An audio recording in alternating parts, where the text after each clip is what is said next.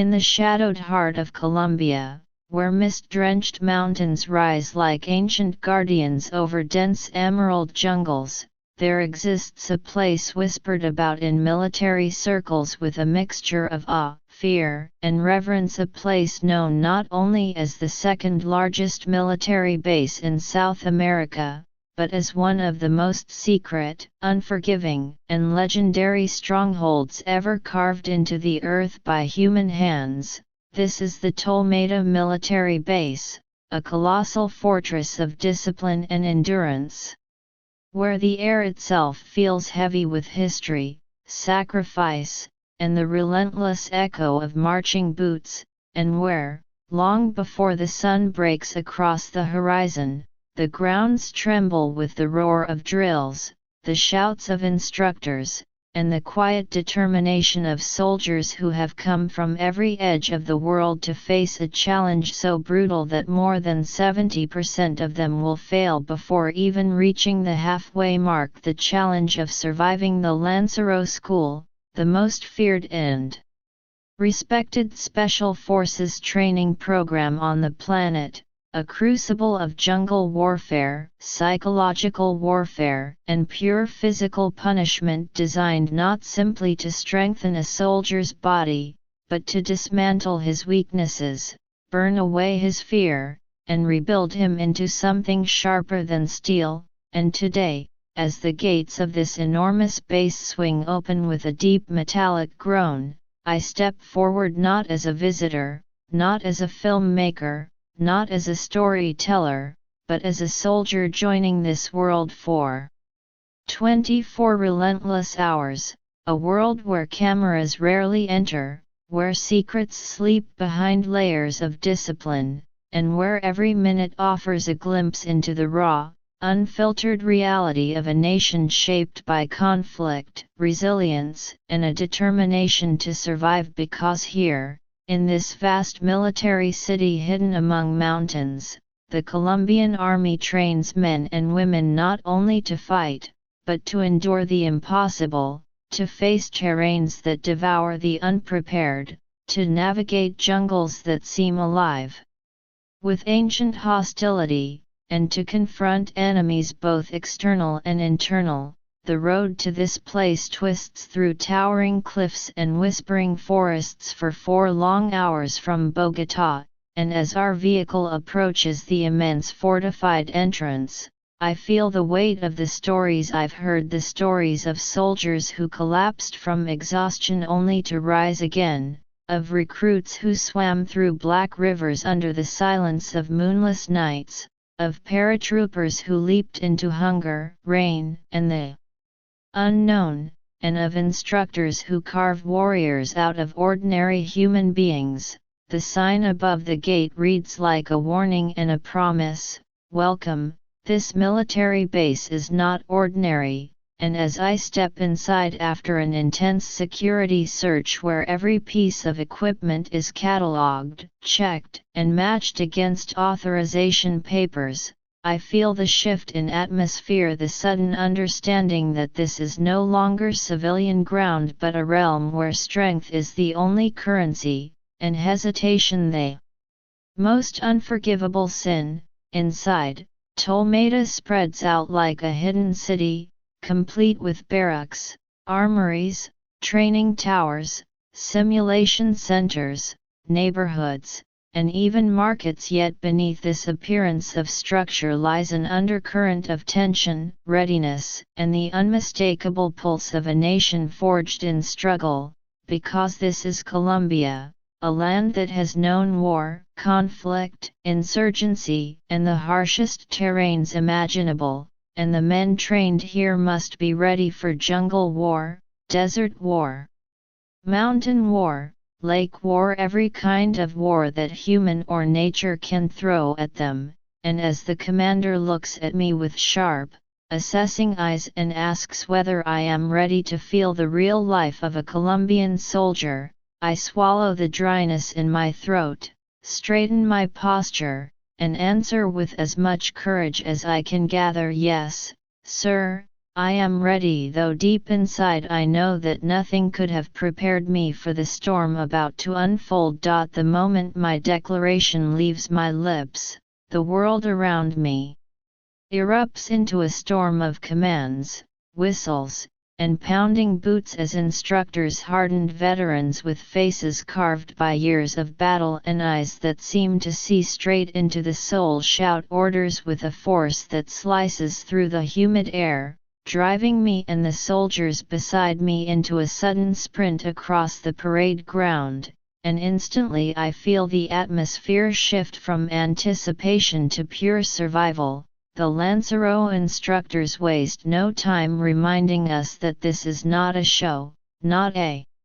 demonstration, not a friendly introduction, but the immediate beginning of a trial designed to break even the strongest men before allowing them to rise again. And as soldiers pour out of the dormitories and training halls with machine-like precision, I am swept into a sea of helmets, sweat, and determination as voices thunder, "Run!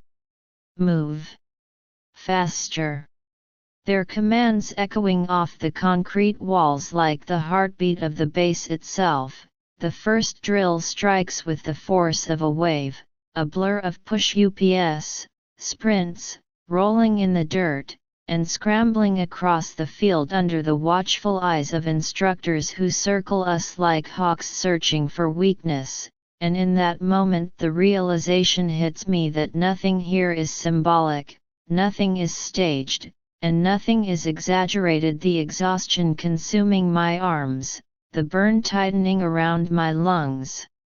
and the sting of sweat dripping into my eyes are as real as the soldiers beside me who perform every movement with a grim, quiet acceptance that comes only from months or years inside this unforgiving environment. As the drill intensifies, the instructors bark Colombian military chants and orders that echo with a rhythm born from decades of jungle warfare, guerrilla conflict, and airborne operations. And every word, though I struggle to understand it fully, carries the unmistakable weight of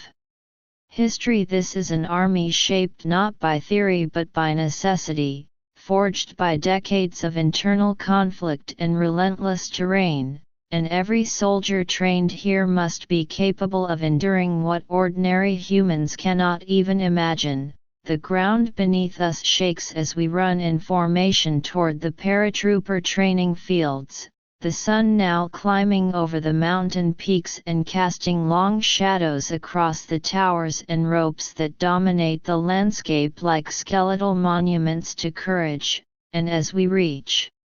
the open field, I watch the soldiers break into perfectly synchronized motion, forming lines with practiced precision before the instructors unleash a barrage of new commands. Here, in the beating heart of Colombia's airborne division, I'm thrown into the basics of the paratrooper role, a technique designed to protect the body during a high-impact landing. And though instructors shout "Condor" repeatedly, driving home the symbolism of the mighty Andean condor that represents strength and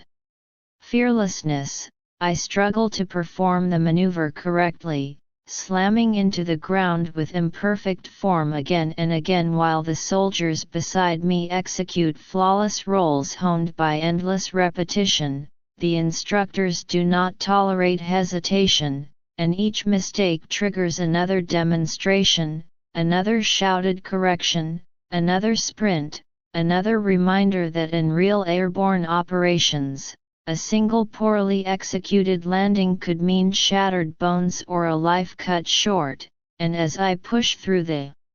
discomfort, bruises forming along my arms and hips, the soldiers around me betray neither complaint nor fatigue. They move like warriors shaped by hardship, their discipline unshakable, their focus absolute, and then, without warning, The training escalates as we are herded toward the massive steel tower rising into the sky like a monument to fear itself, the 14-meter jump platform used to simulate the shock and terror of leaping from an aircraft, and as I climb the metal steps, each one echoing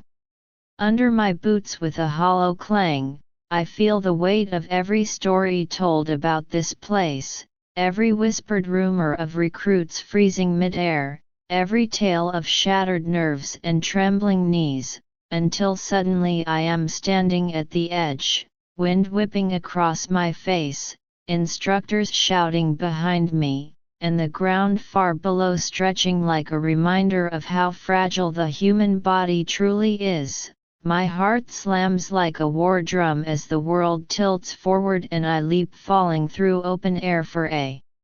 breathless second before slamming into the landing zone with a force that sends pain shooting through my legs. Yet even through the shock, a spark ignites inside me, the realization that this place, this trial, this punishment is beginning to carve away fear and reveal something deeper, something raw, something elemental. But there is no time to reflect, no time to breathe, as instructors immediately throw us into formation again, shouting new commands, pushing us across the field toward the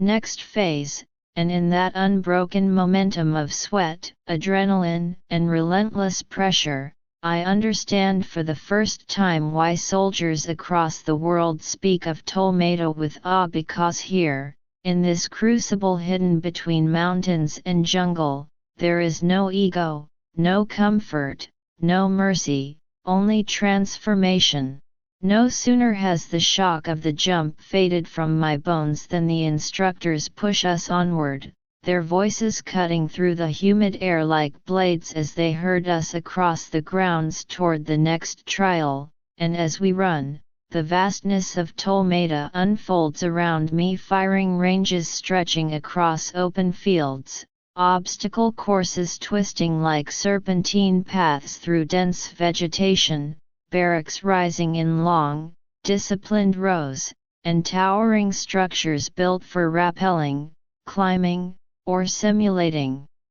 urban combat. Everywhere, the movement of soldiers is relentless, purposeful, and synchronized, an unstoppable tide of discipline that seems to pulse through the base like a living heartbeat. By the time we arrive at the 2nd Airborne Training Platform, this one rising nearly twice as tall and shaped like the open door of a helicopter, the sun has climbed high, burning hot patterns across the metal framework and casting fierce glints into our eyes, and yet the soldiers around me show no signs of discomfort or distraction, their expressions locked into the hardened resolve of men forged in hardship. The instructors demonstrate how to grip the frame, how to stabilize the body, how to push off with precision, and then they begin calling soldiers forward one by one, their voices rising like thunder over the wind. Prepare. Jump. Roll. And each soldier leaps without hesitation, their bodies slicing downward in perfect arcs, their landings powerful and controlled, embodying the fearless ethos instilled into every Colombian paratrooper. When my turn comes, I grip the cold steel of the helicopter door frame, feeling it tremble slightly from the wind rushing through the treetops, and for a brief moment I glimpse the sprawling jungle beyond the base, an endless ocean of green shadows and hidden dangers where many Lancero missions are conducted, and I feel a surge of admiration for the men who leap willingly into such terrain with nothing but their training and their will to survive. I push off, the world tips, and once again gravity seizes me, pulling me downward in a rush of air and instinct before I slam into the dirt with a force that sends a tremor through my legs. But this time, unlike before, something inside me holds firm, and I rise with a steadiness I did not feel earlier, as though the base itself has begun to mold my body into the rhythm of its merciless expectations. Still, there is no time to savor this small victory, for the instructors immediately order us into formation and march us toward the jungle perimeter, shouting over their shoulders that we are about to enter the heart of the training, the realm where Lancerole legends are made and where 70% of applicants collapse under the weight of exhaustion, fear, and the unforgiving terrain. As we step onto the dirt path leading into the forest, the air changes instantly. The bright open sky is swallowed by dense canopies, the temperature shifts into a heavy blanket of humidity, and the smells of earth, moss, and distant rain mix into a thick, almost tangible atmosphere that clings to the skin. The jungle seems alive, humming with insects and mysterious rustlings in the underbrush, and the soldiers around me tighten their grips on their gear as if entering sacred, dangerous ground. Within minutes, the trail begins to slope and twist, the earth beneath our boots turning soft and unstable, roots rising like coiled snakes, branches brushing our faces, and every step requiring careful balance. Yet the instructors push us faster and faster, shouting for us to move, to adapt, to conquer the terrain or be defeated by it, because here in Colombia's unforgiving wilderness, hesitation can be fatal. Soon we reach a clearing where ropes have been stretched across a ravine, swaying gently in the damp air, and the instructors demonstrate how soldiers must cross hand over hand while carrying full packs and weapons. No safety nets, no room for error, just raw strength and unshakable focus. As I grab the rope and begin to pull myself across, my arms tremble with fatigue, my grip slick with sweat, and halfway through I feel my muscles scream in protest. But the sound of instructors shouting from both sides, "Don't quit! Keep moving!" pierces through my exhaustion, and I grit my teeth, channel every remaining ounce of will, and drag myself to the far side where I collapse into the dirt, gasping, drenched, and trembling with a mixture of exhaustion and exhilaration. Yet even as I struggle to steady my breath, the instructors call out again, ordering us to form up quickly because night is falling fast and the jungle does not forgive those who fail to respect its darkness. As we shoulder our heavy packs once more and march deeper into the forest, tied together by ropes so no one falls behind, I feel the weight of history pressing around us, the history of soldiers who trained here long before us, who faced insurgencies, guerrilla warfare, ambushes, and missions hidden deep within these same shadows. And I realize that this base, this jungle, this training is not simply about physical endurance, but about preparing the mind to confront fear, uncertainty, and the darkness both outside and within. And as the last rays of sunlight fade behind the dense canopy, plunging us into the cold breath of the Colombian night, the real test begins. As darkness devours the last remnants of daylight and the jungle becomes a vast cathedral of shadows, our march deepens into a test of pure willpower, the kind that strips away all illusions of strength and exposes the raw truth of who you are beneath the uniform, beneath the sweat, beneath the trembling fatigue coating every fiber of your being. The instructors' voices grow harsher, sharper, cutting through the darkness like the crack of distant thunder as they push us to maintain formation, to keep our steps aligned, to breathe in unison as though sharing a single exhausted lung. And as the rope tying us together tightens and loosens with each uneven stride, I feel the weight of not just my own exhaustion but the collective burden of every soldier tethered beside me, men who have trained for months, some years, to reach this moment, men who carry the stories of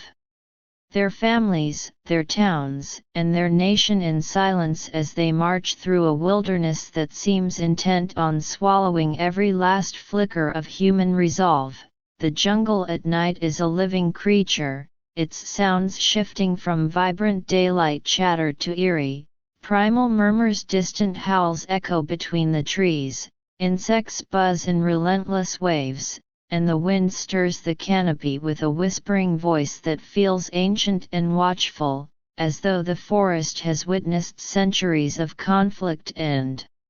survival. Every footfall sinks slightly into damp soil, every branch seems to grope for our faces, every shadow flickers with the illusion of movement, and yet the soldiers march without hesitation, their eyes forward, their shoulders squared, their breaths steady despite the weight of the rucksacks pressing against their spines. Somewhere in the darkness ahead, the instructors shout that we still have several kilometers to go before the checkpoint, their voices merging with the growl of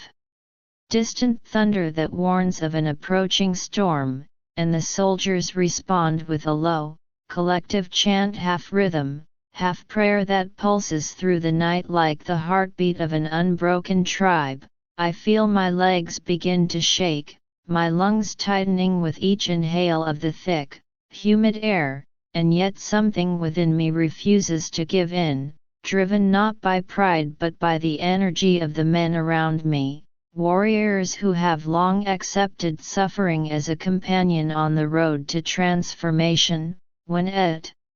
last we reach a small clearing where lanterns flicker under sheets of rain that have begun to fall, the instructors order us to drop our packs and prepare for the next phase, an endurance test that pits our strength against mud, water, and exhaustion in a night so dark that even the outlines of our own hands blur into nothingness. The rain intensifies, soaking our uniforms, turning the earth beneath us into a swampy battlefield, and the instructors begin shouting commands that send us diving into the mud, crawling under low-hanging branches, dragging our bodies through muck that clings like a second skin, and forcing us to rise and sprint through puddles that splash cold water into our eyes and mouths. Every movement becomes heavier, slower, more painful, yet the soldiers push through with grim determination as if fueled by the storm itself, their silhouettes illuminated sporadically by lightning that tears open the sky and reveals the raw ferocity of their struggle, their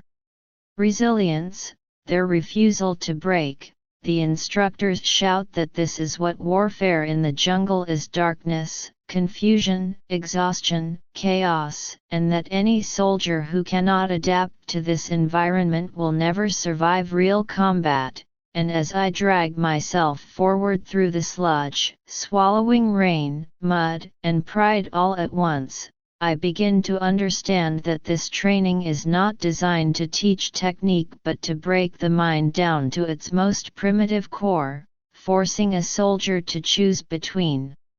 surrender and evolution. By the time the storm begins to pass, leaving the jungle dripping and steaming under the cloak of night, the instructors finally order us to stand, to shoulder our packs again, and to continue marching toward the barracks where we will grab only a few hours of sleep before the next day begins, because here, rest is not a reward, but a borrowed moment stolen from an unforgiving schedule that waits for no one. When we finally arrive at the dimly lit barracks, the soldiers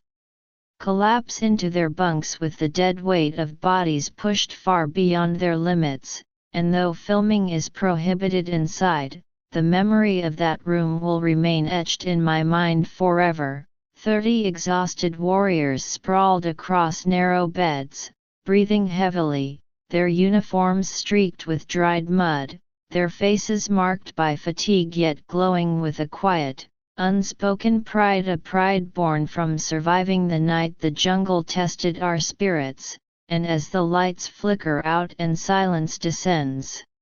I close my eyes for a fleeting moment, knowing that in only a few short hours, I will once again be thrown into the furnace of Ptolemaida's merciless training, where dawn brings not relief but a new trial waiting to break us all over again.